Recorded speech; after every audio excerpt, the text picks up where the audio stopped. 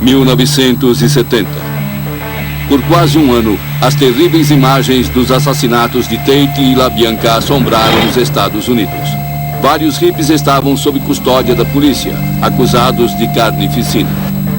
Será que Manson é capaz de controlar seus seguidores na prisão para garantir sua própria inocência? O caso Manson levantou a questão sobre até que ponto os discípulos de seitas que sofreram lavagem cerebral são responsáveis por suas ações. Podem as pessoas ser enganadas ou manipuladas para cometer atos malignos contra sua vontade? Ou será que o mal, em vários graus, está adormecido em todos nós, esperando que alguém como Charles Manson o desperte? No verão seguinte aos assassinatos, o promotor de Los Angeles, Vincent Bugliosi, se prepara para levar Charles Manson a julgamento. Apesar da confissão original de Susan Atkins e dos indícios encontrados pela polícia, o caso contra Manson está longe de ser fácil. O problema era que Manson não havia participado fisicamente dos assassinatos. Ele não estava presente na hora dos crimes e tive que prendê-lo por indícios circunstanciais. Eu olhei para aquele homenzinho que com certeza não era uma figura imponente, mas soube imediatamente que subestimá-lo seria um grande erro da minha parte. Aparentemente, ele tinha um controle inacreditável sobre aquelas pessoas, que fariam qualquer coisa que ele mandasse, inclusive matar outras pessoas. Eu precisava mostrar, dando um exemplo atrás do outro, que ele dominava completamente essas pessoas. E no julgamento, ficou óbvio que Charles Manson era o rei, o ditador daquela família. Apesar de estar atrás das grades, sob vigilância constante, Manson ainda consegue intimidar, manipular e dominar seus discípulos. O pensamento de grupo entre seus seguidores leais está mais forte do que nunca. Eles insistem que Manson é inocente. Susan Atkins se recusa a testemunhar contra ele. Barbara Hoyt é uma das poucas que escapou das garras de Manson. Bugliosi percebe que Bárbara pode ser a melhor escolha para condenar Manson. Bárbara conhece o líder da seita com apenas 17 anos. O Dr. Stone se encontra com Barbara Hoyt para recolher mais pistas sobre a dinâmica da seita e a força do controle de Manson. Eu achava que ele era mágico, que ele era um anjo.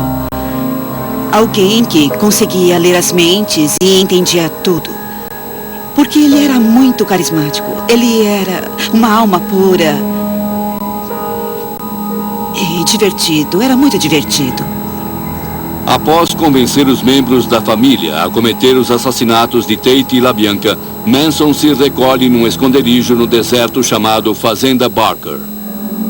É aqui que Bárbara vê um lado diferente dos discípulos que Manson está cultivando. Charlie nos reuniu e nos levou imediatamente para a Fazenda Barker, que é um lugar totalmente isolado no deserto. A família não era mais divertida. Ela se tornou aterrorizante. Eu ainda não sabia dos assassinatos de Tate e LaBianca. Foi uma coisa que você não se convenceu e que ficou sabendo depois? Eles entraram no trailer e me pediram para ligar a TV no telejornal. A primeira matéria era sobre o assassinato de Sharon Tate. Eles riram e achei que havia alguma coisa errada comigo. Questionei se eu não havia me desligado tanto assim da sociedade, porque aquilo me afetou. Fiquei assustada. Foi quando eu soube que os assassinatos haviam acontecido. Eu não sabia que estava entre os assassinos.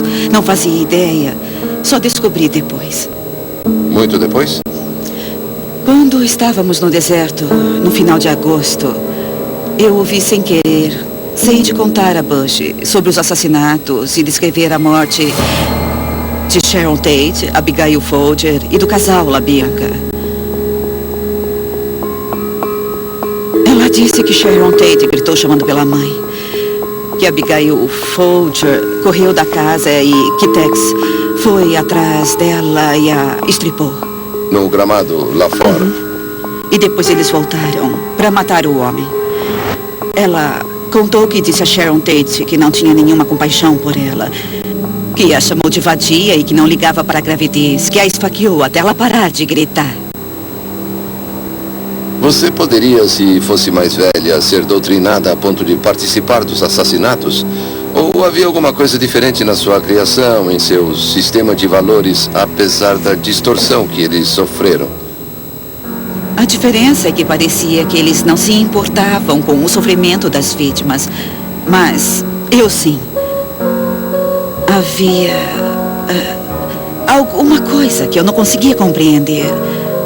Como fizeram aquilo? Então a sua fraqueza era ser mais humana do que eles? Acho que sim. Eu não conseguia entender o porquê de machucar pessoas daquele modo. Foi uma carnificina. É.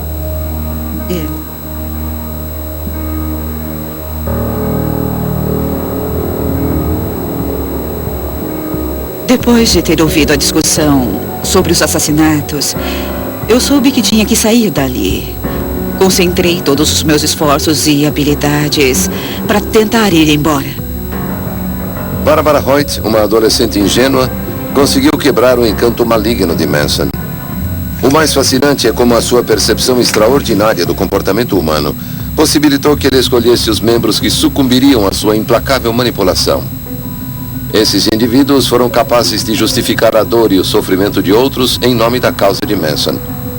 Mas mesmo como mera espectadora, os limites morais de Bárbara não permitiram tal corrupção. Barbara Hoyt foge da fazenda andando 43 quilômetros sob o sol escaldante do deserto. Poucas semanas depois, Manson e os outros assassinos são presos e Bugliosi vê o testemunho de Bárbara como um indício decisivo. Mesmo dentro da prisão, Manson continua controlando sua família. Bárbara recebe ameaças de morte dos membros da seita. Eles exigem que ela se esconda no Havaí durante o julgamento e ela fica dividida entre a lei e o controle de Manson. Sempre cooperei com a polícia, mas fiquei aterrorizada em testemunhar por causa das ameaças de morte. Não fui para o Havaí para não testemunhar, como dizem algumas pessoas. Eu estava